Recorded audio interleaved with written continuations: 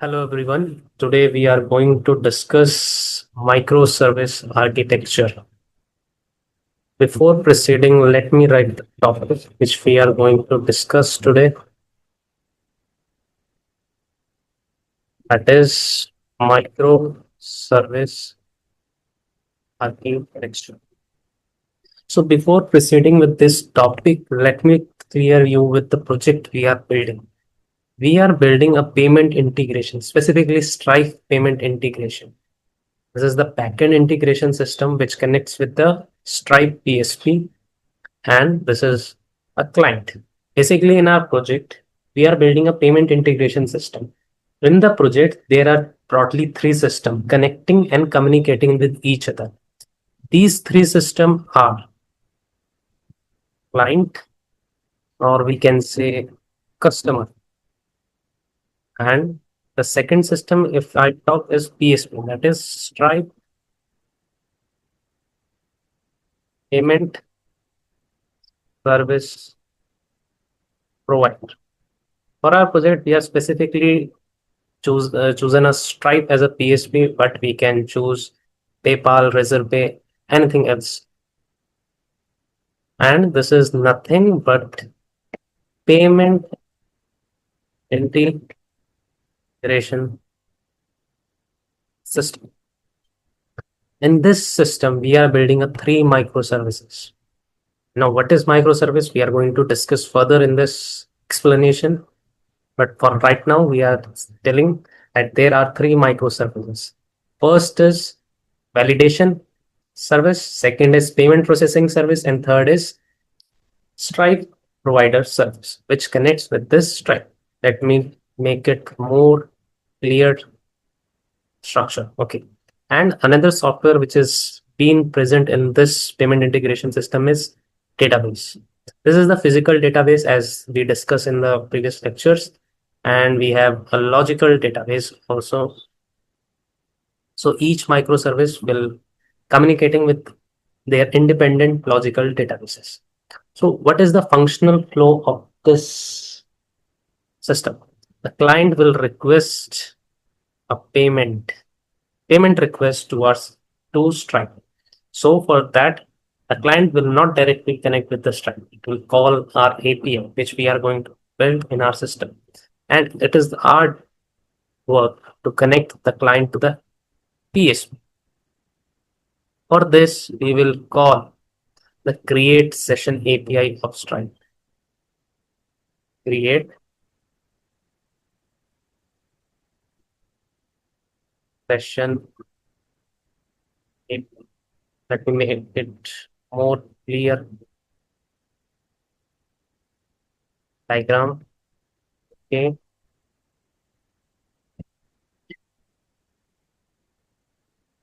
Create session API. Good. And after this request, the Stripe will respond back with a URL. This URL is for Stripe hosted page. Means it will return a URL and we return this URL to the client, and client will be redirected to that URL. Let me make it in a diagrammatic form. Here it will return URL, and we will return this URL to the customer. Now, on getting the URL, the client, the customer will be redirected to this Stripe hosted page. This is nothing but a Stripe hosted page.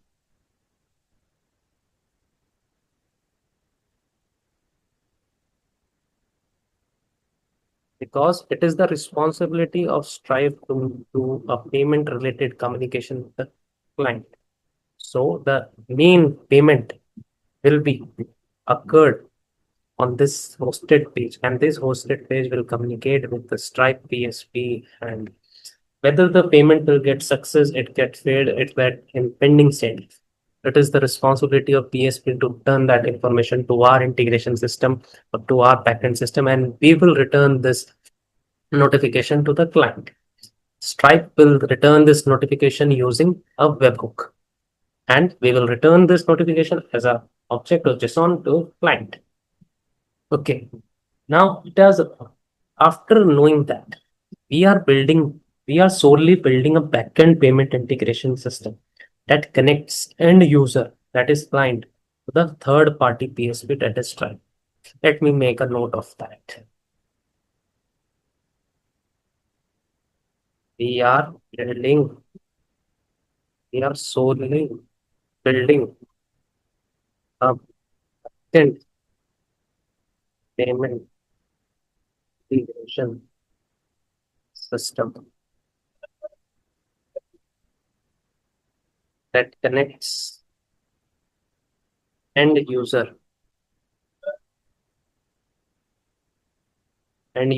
that is client, to the third party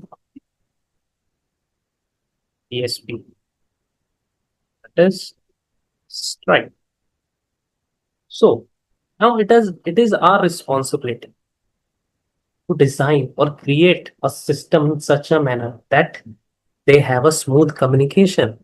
What if the client give a request to our payment integration and system and we return a URL of something else? That's not the way. It is our responsibility. It is a characteristic of a good software that it remain in a smooth communication. Though we can't avoid all the bugs, all the unexpected issues, but we can make a system to up to the mark which can work in a good manner. So to build any system, we need technical design architecture. Here comes a concept of architecture. So what we are saying is, to build any system, we need a technical design architecture. The architecture are basically the blueprint, which helps to create an effective instance of this type of architecture. What is architecture? The architecture is the blueprint which helps to create an effective instance of this type of technical designs. Technical design basically the integration system which we are going to build. So if we take an example of our house on any building which is going to build, suppose we take a plot and we start building a house without any prior map, without any prior architecture, it becomes a mess, or we have to make a lot of brain power. We have to make a There would be a lot of confusions. So to avoid that, what we do, we call an architecture, we make a blueprint of our house before starting the main construction.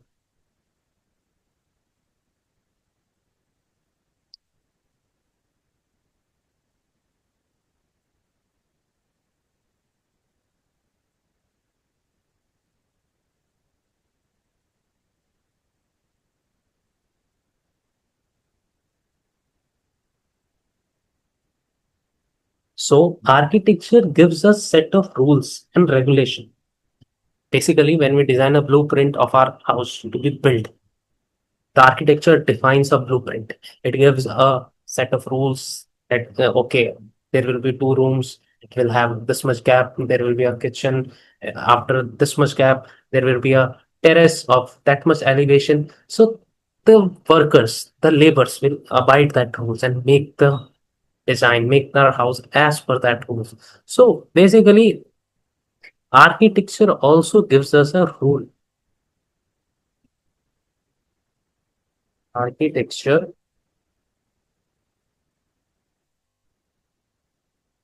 gives a set of rules and regulations that needs to be abided by making the system. Now the question arises, what is the architecture? We have discussed the architecture is basically a blueprint, or in the technical term, we can say architecture is nothing but a way of exposing our system to other system. And see, basically, we have the main system which we are building is this architecture, this backend system. There are three microservices. There is one database. There would be some cloud or some message broker. There would be one gateway. There would be logical databases. There would be cloud. There would be one secondary database which act as a backup. So there are too many softwares. तो वो मना नहीं करा तो बंदा हमारे record पर अब तो हमने कुछ बोला भी नहीं तो नहीं आने ना थोड़ी देर के लिए भाई टिक के बैठ जाओ. So there are too many softwares. So to have a smooth interaction between, suppose this microservice want to talk with this message broker want to talk with this microservice want to talk with this logical database, this database want to have a backup from this database. So this gateway want to call the API of this microservice. So this is nothing. This is actually what the interaction which are going to happen. So we have to control this. What we can do for that?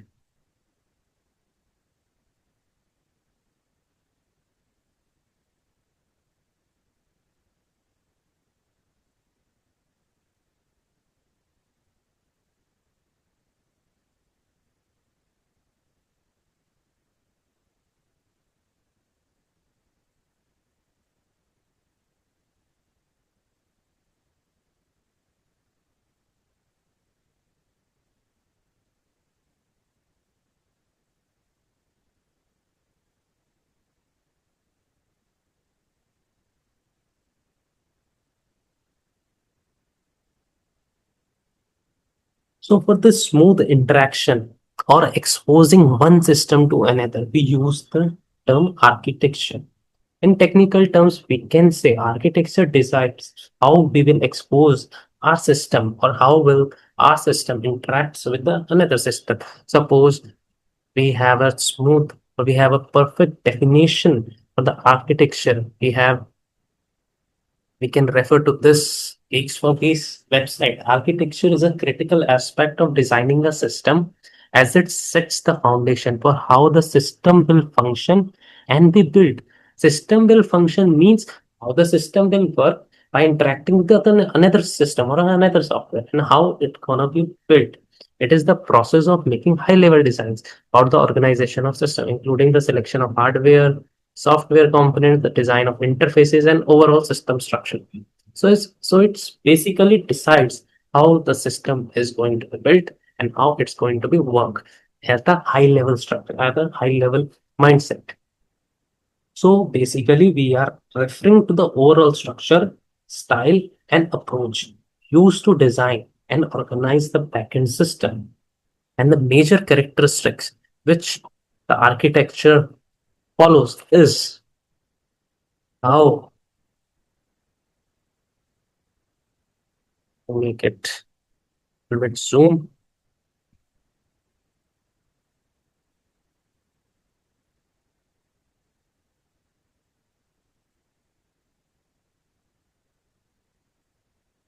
How the different components interacts. Second, how the data flows. Third, how scalability, security, and maintainability can be ensured.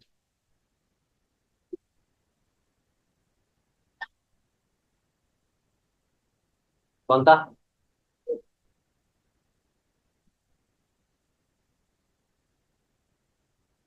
So these are the main points which the architecture defines, or we can define architecture in terms of three main points, that it gives how these components are going to interact with each other, how the data flows. Suppose this microservice want to call this. So what are the required data this should give to that microservice? This will be defined in our architecture. Now, the term scalability and security and maintainability we will discuss in this video in further topics. So before proceeding with the main microservice architecture explanation, let me tell what are the types of architectures. So for this, we have three types of architecture. Broadly, we have three types of architecture. There are so many architectures present in the market, but broadly, we will discuss three. First is monolithic. Second is SOA. This is nothing but service oriented architecture.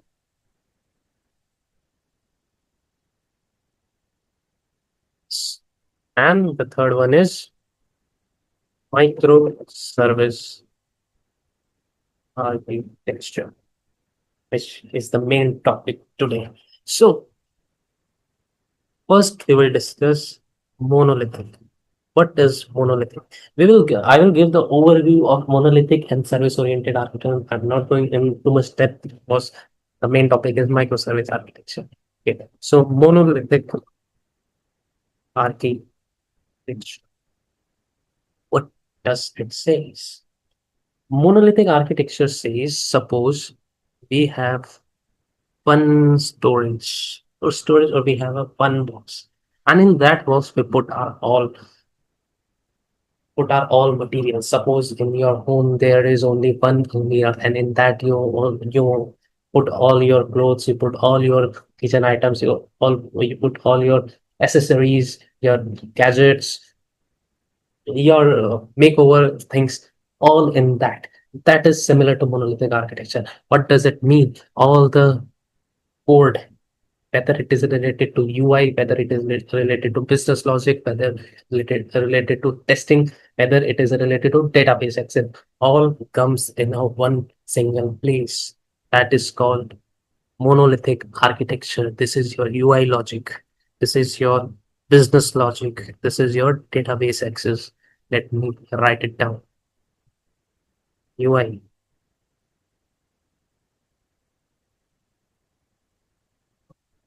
small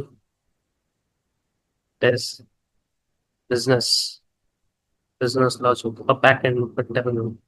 And this is your database.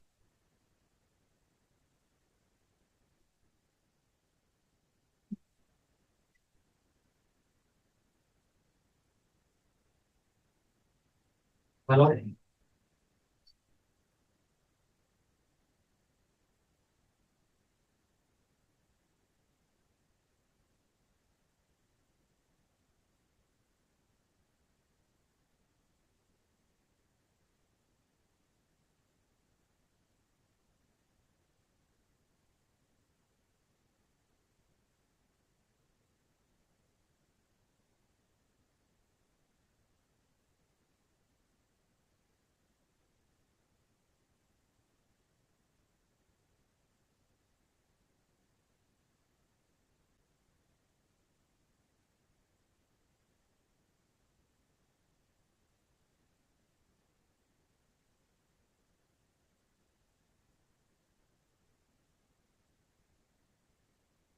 The third is database access. So what does we understand with this? Monolithic architecture says that we have all the single code base in a one place, and they are deployed together.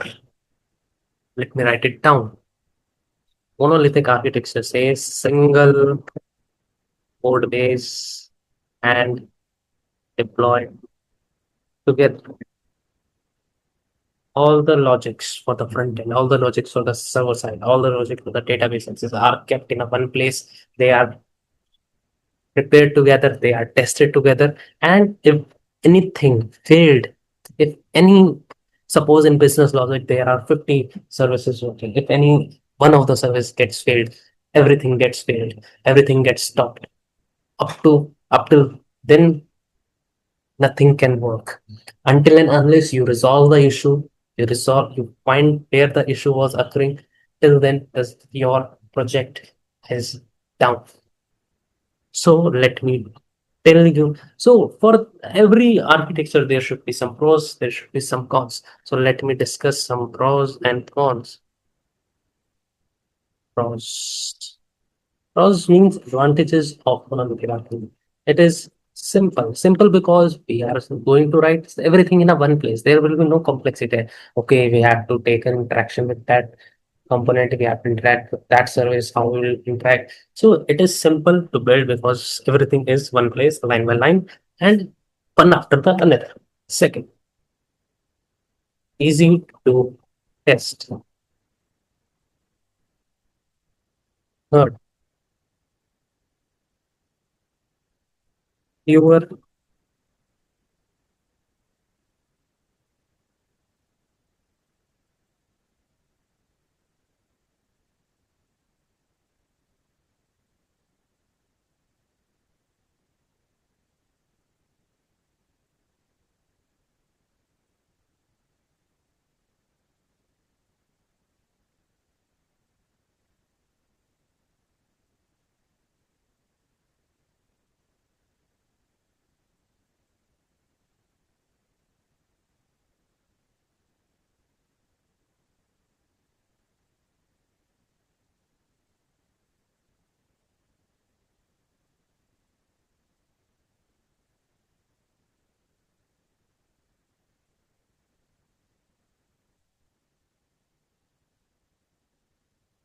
Third is fewer.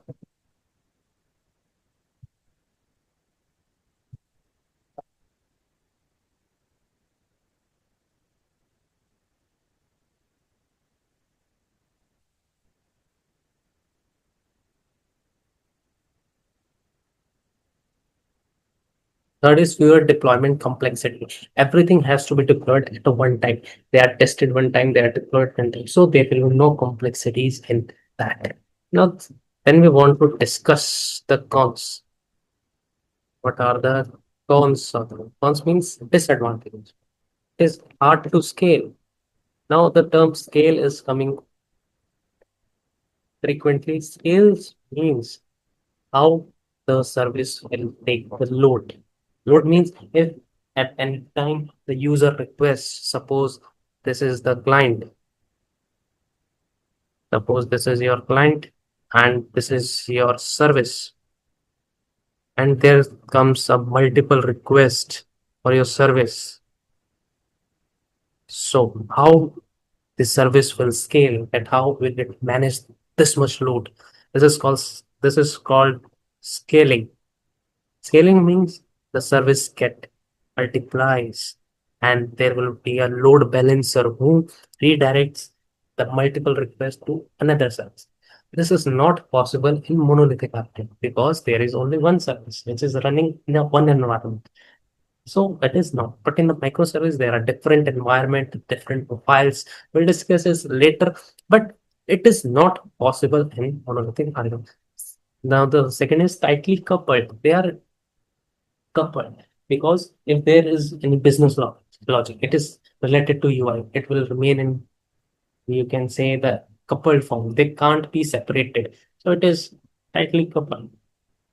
For example, the small projects can be built in monolithic architecture, but in the industry, we are not working on monolithic architecture. For example, Spring MVC apps, PHP apps are still working on monolithic architecture. Now we will discuss the second architecture style, that is SOA architecture, that is service oriented architecture. First, let me draw the diagram for that. This is service one, this is service two, and there is a ESP. ESP is nothing, the enterprise service bus.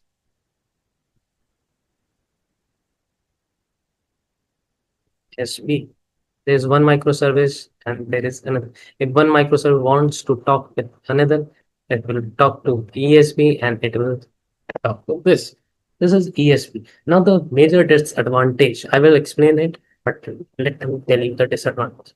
It is complex, logic and coding have to be done for this part, for this ESB. So we have to scale this also. Previously, we have a difficulty in scaling our micros, scaling our services. Here we have to scale one more thing.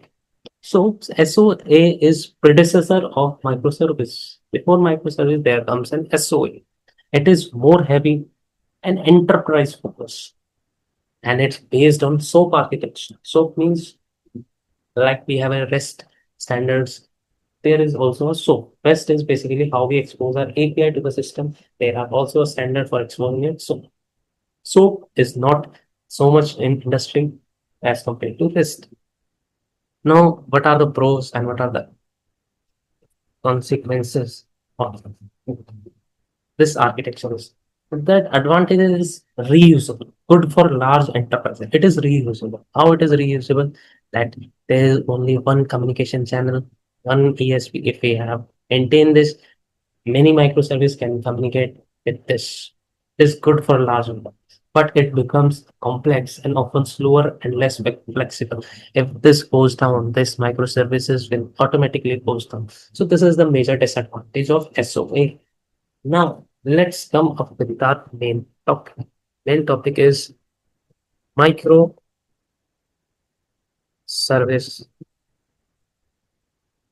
architecture.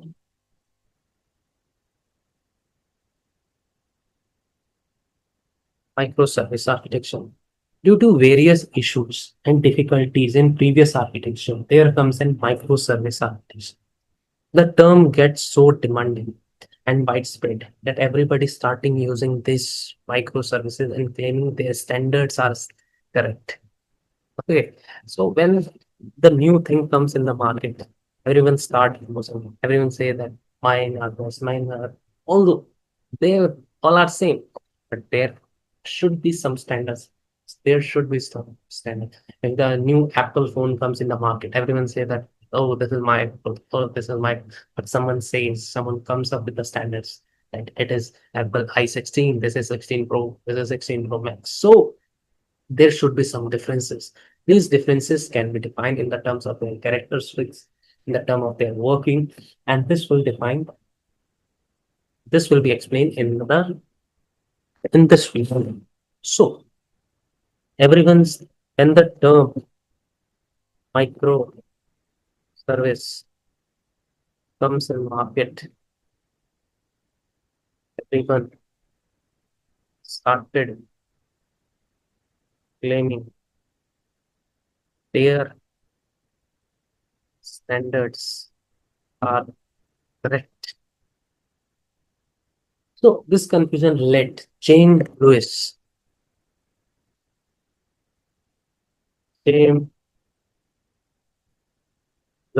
and Martin Fowler. James Lewis and Martin, the known expert of microservice, comes up with a focus and started to remove this confusion. And to remove this confusion, they comes up with the 9 technical core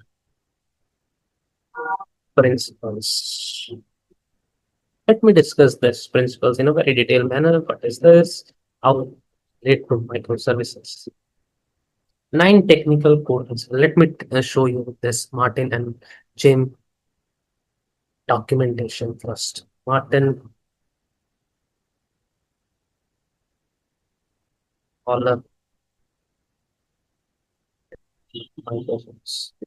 Here it is.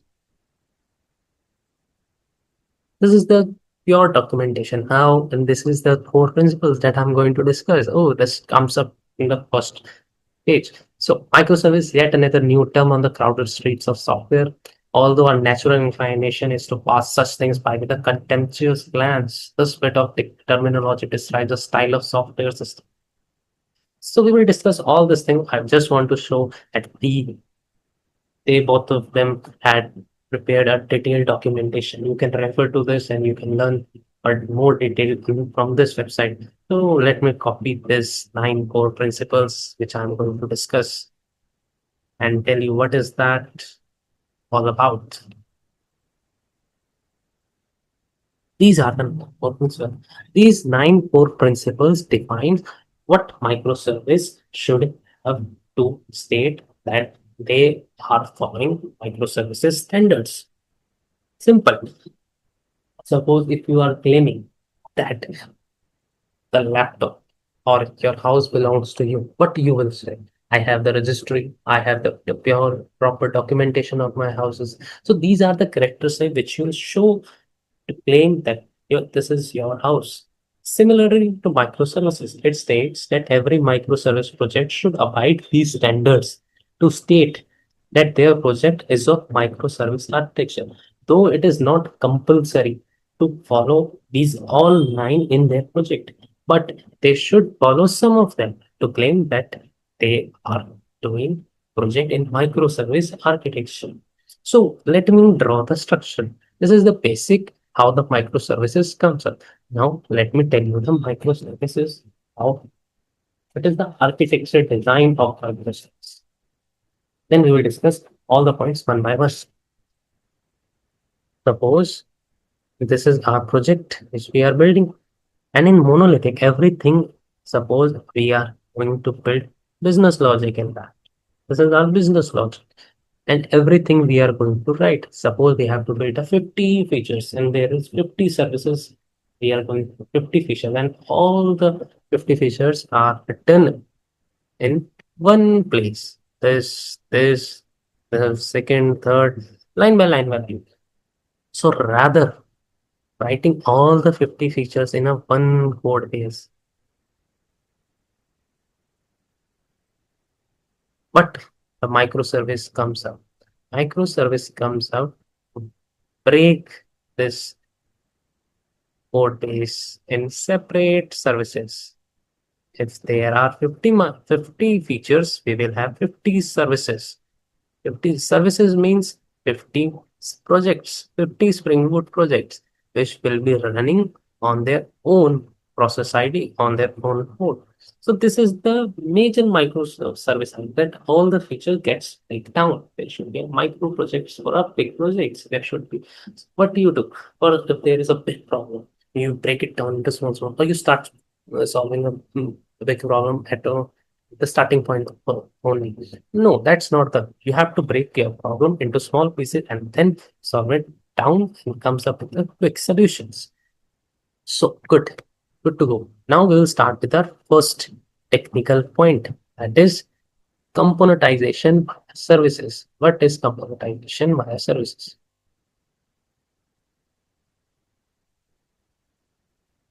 This is our first point, which I will discuss.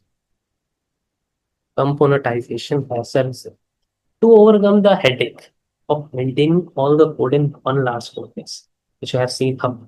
Suppose there is this is our single code base, and we write the features of 50 features in one code base.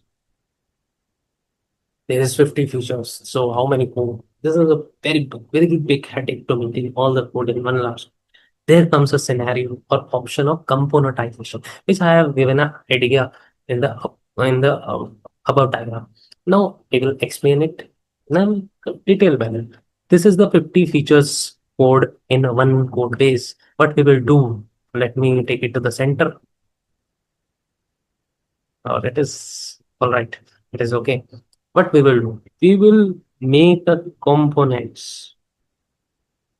Component one, component two. Component. Suppose there are three features. We have written the three features in a one code. But what if we break this in a three components? We have break it in a three components. This is component one. This is component two. This is component three. Let me write it down first. Component one, two, and component three. These component is nothing but a service, a separate project of each features. Suppose you are what we have discussed in the top diagram. When I tell about when I tell you about our project, there are three microservices. What if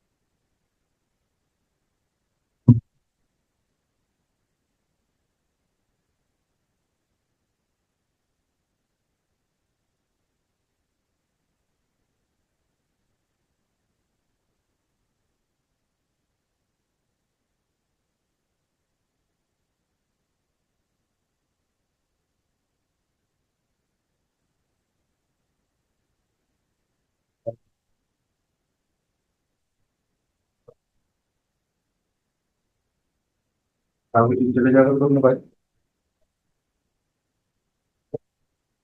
5 बीस वाले से जाओ। Company का नाम दो, तुमने बताया नहीं हमें, ना एड्रेस बताया ना। उनका आने का व्हाट्सअप करोगे, पूरा एड्रेस यूज करा। तो हमने तो डेरा तू व्हाट्सअप तो करती तो मैं को किसी को बता रहा, बताता नहीं मैं किसी को।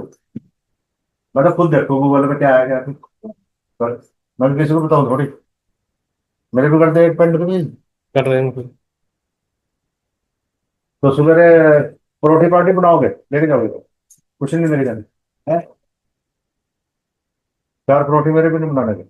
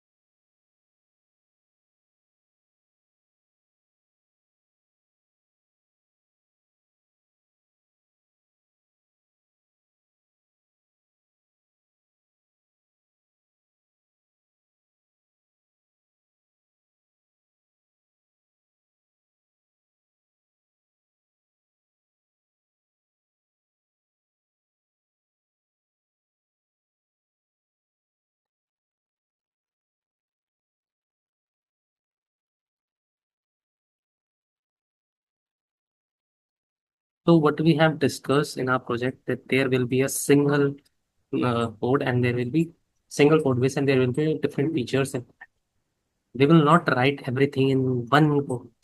Everything will be a separate. Every feature will be separate. So that is the main crux of that point. What is that? Componentization via services means every service, every feature. Take service as a feature. Suppose we have to build the three features. What is validation? What is second one is your payment processing and services, payment integration, and payment structure. So for that, we will break down three components. At component one, component two, and component three. These components will be treated as three services. Service one, service two. Let me write it down. That is the validation service,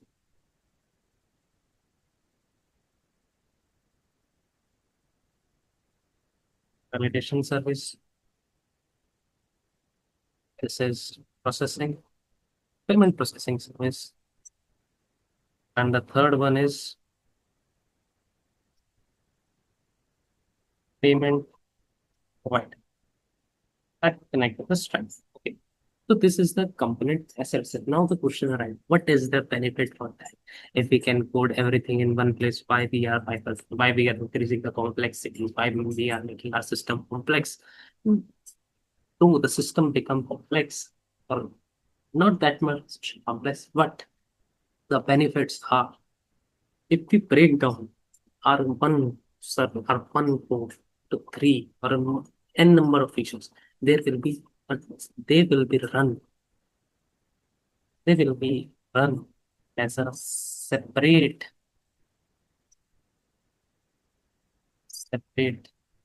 project or separate services.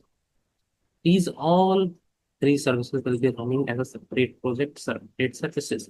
The second, on their own memory. Third one is they occupy their own process ID and have their own code number. This is the point. So if one service, suppose the validation service goes down, suppose this service goes down, these two are running, these two are running fine and good. This is the benefit of microservice and the first features that is componentization via services.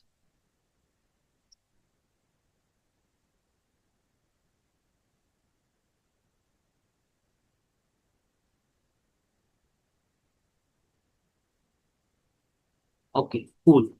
Now, there comes one more concept that is componentization via jars or via libraries. Let me explain a little bit about that. Get black,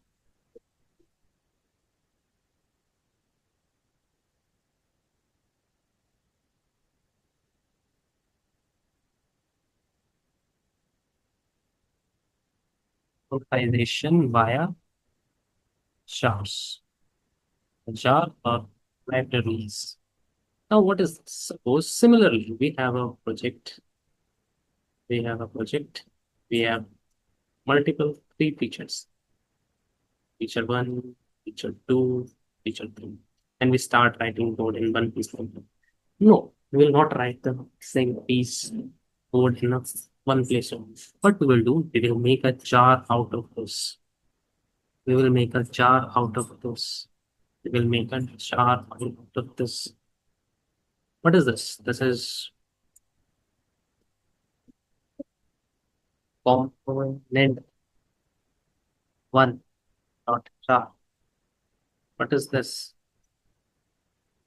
Component two dot jar. What is this? Component three dot jar. And what will we do? We will remove this code. We will make a single piece of code like this, and from this, the three jars is coming. Jar 1, jar 2. Sorry, let me make it more clear. This is jar 1, this is jar 2, this is jar 3. So, the basic difference between componentization via jars and componentization via surface is that here all the component will not be running on separate port.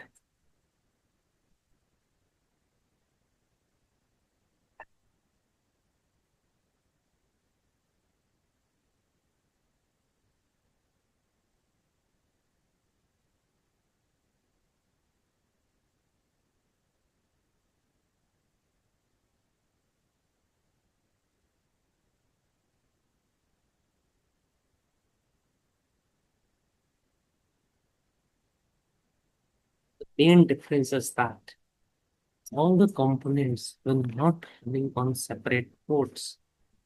At last, only one project is run. All the jars are running internally, but but there would be only one project have the number, one process ID, one port, and one single memory in usage. Here, every service will have their own memory, own process, on, but here every job will not have their separate process, separate port, and separate. Overall, one project is running, and this will lead to the same conflict that if one of the jar get, but it gets worked because we remove the jar in the class part of our project, so it will work and run smoothly.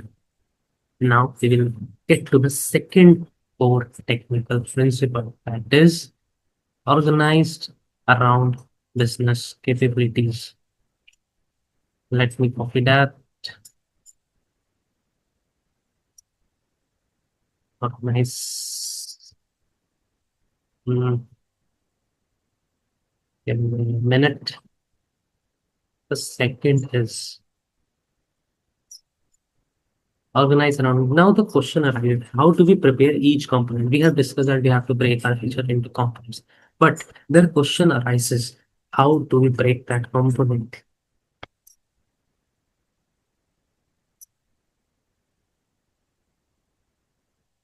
How do we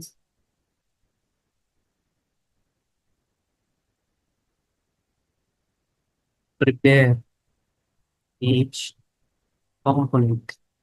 And the second question arises, how do we finalize which functionality should be in which component? So the answer of both the two questions is that microservice components should be prepared by logically grouped microservices components in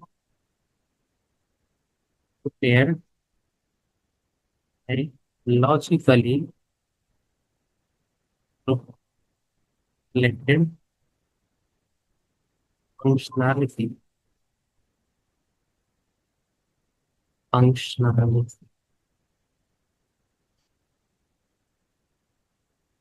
which means each component will represent one kind of business logic. So grouping related functionality means, suppose we have in our project, we have three services. One is validation, one is payment processing, and one is payment service type provider. So in validation, all the validation stuff will be added. Validation means how the user will get validated. Each incoming request from client should be validated. Field validation, business validation should be written in business validation service. Okay, cool. In the second, that is payment processing service. Payment processing. Payment processing. Payment processing. Core payment processing will be had, such as identify which PSP to process core payment. Identify which PSP to process. Suppose there would be some more PSP, like what we have. We have Stripe, that we will shut it down. Suppose we have Stripe,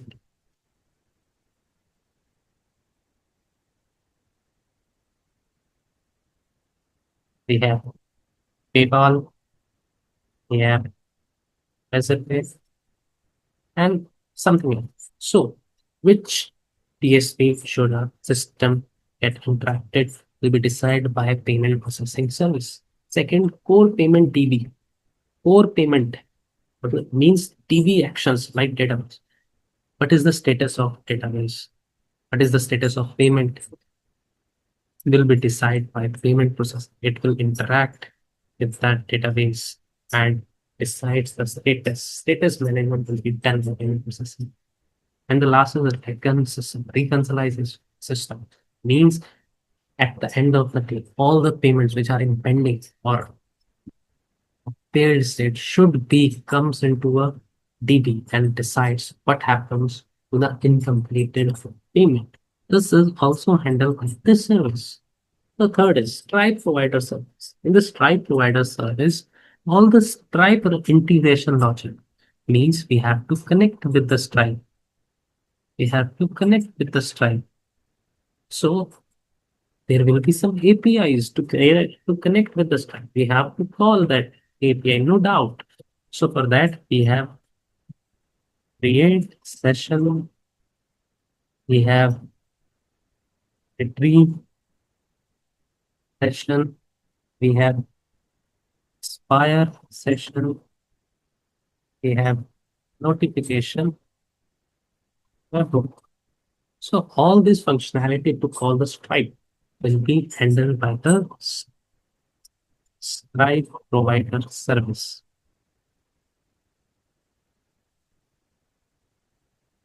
Right?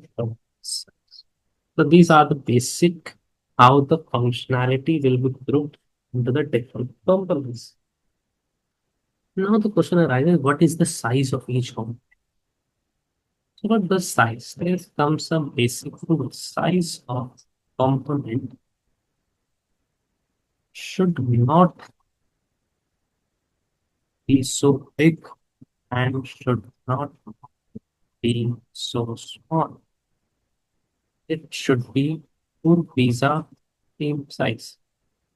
Two pizza team size means how individual, how the team, how the number of members will be easily able to eat that two pizza is equal to work on that two pizza.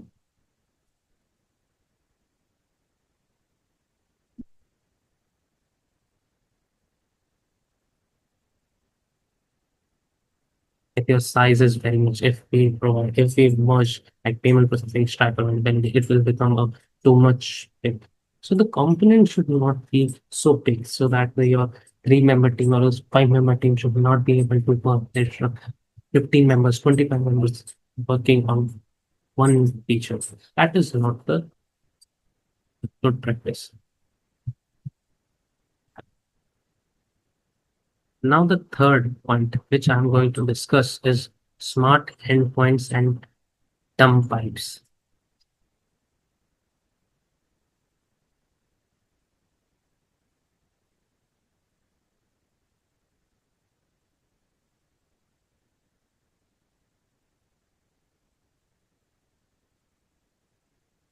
Hope you understand these 2 points clearly. Now we will discuss the third, that is smart endpoints and dumb pipes. Suppose we have a SOA architecture. In SOA architecture, there is ESP running in between. and they are connecting like that. So in ESP, down ESP, all the business logic, all the coding, all the communication process has to be done there. It has to be scale also. So there should be a scenario where the communication becomes heavy in S due to ESP because most of the business logic for communication is written in that in this ESP, and the pipes, that is ESP, it is act as a pipe between two microservices, so which become difficult to maintain. It become difficult to maintain rather than working on microservices. Most of the time got deprecated in this ESP. Whereas in microservice, suppose this is microservice 1, this is microservice 2, they communicate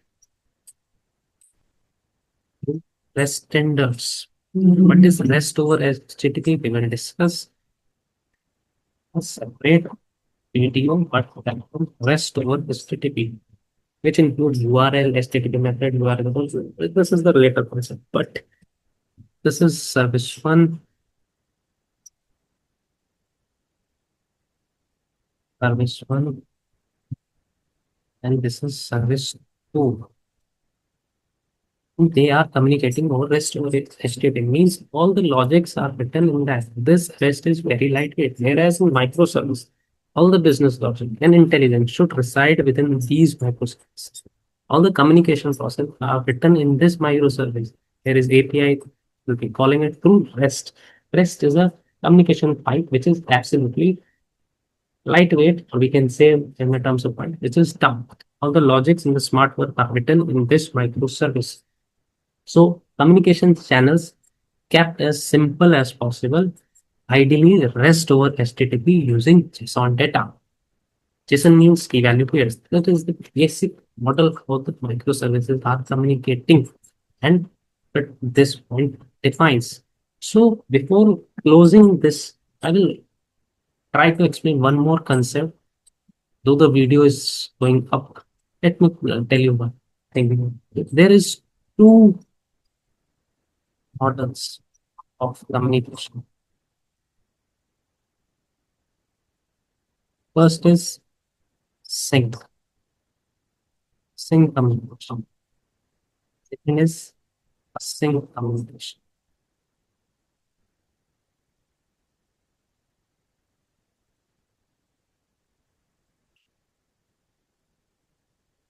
In sync communication, what will happen? Suppose there is one microservice like that, Google service. You call the second microservice, your code gets blocked here. Until and unless you receive a response from that microservice, then the code will start consuming. This is the sync communication. Sync communication blocks the code until and unless it receives the response from the second microservice or the second service. So for that, if a request is generated, the destination, the receiver should be running and in up condition because it has to respond. Otherwise, the system will remain in block state until and unless it comes in an active state. For sync communication, basically in the previous time, the REST template is very popular, but it is deprecated because of blockage. Now the REST client is used because it's used as reactive sync communication. In reactive sync communication, the code will not get moved, though it is also termed as sync communication, but in the modern time, REST client is used. Basically, I want to discuss a sync communication.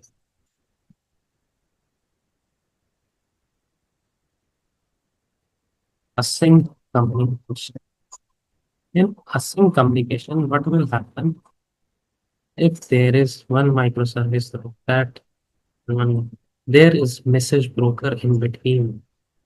This is a message broker. If one service want to interact with other, it will call the message broker or drop the message to message broker, and it will be handed over to another microservice. So the code will not stop. The kept on running. Here also the kept on running. And the major advantage is that if the microservice, the receiver microservice is down, The message broker will keep the message with themselves, and when this comes in an active state, it will give the message and receive it, the response, and give it back to the request generated microservice. There are two types of async communication, or there are multiple, but we will discuss the major two. First is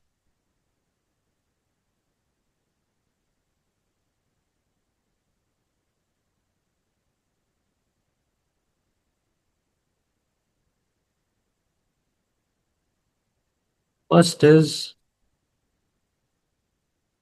queue-based async communication. In queue-based async communication, there is one microservice. There is multiple microservices running, like receiver or disk, and there is a message broker in between. Okay, let me change the structure of message broker. This is message broker. So if a request generated, how will it came to know that which microservice should receive packet? So here that comes up with the queue-based async communication. It will decide which microservice will take the response, will take the message. So suppose it is a message in that form. It will suppose this microservice form. So it will hand it over to this message.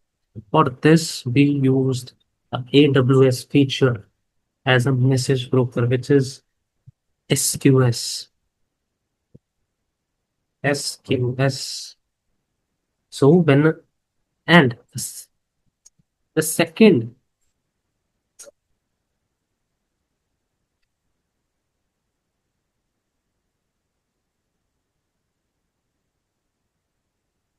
the second is publish, subscribe, order. In publish, subscribe, order, there is a little difference as queue based. Suppose these are the microservices in the background, and this is the message group. So here generate a message. In publish subscriber, we take it as topic.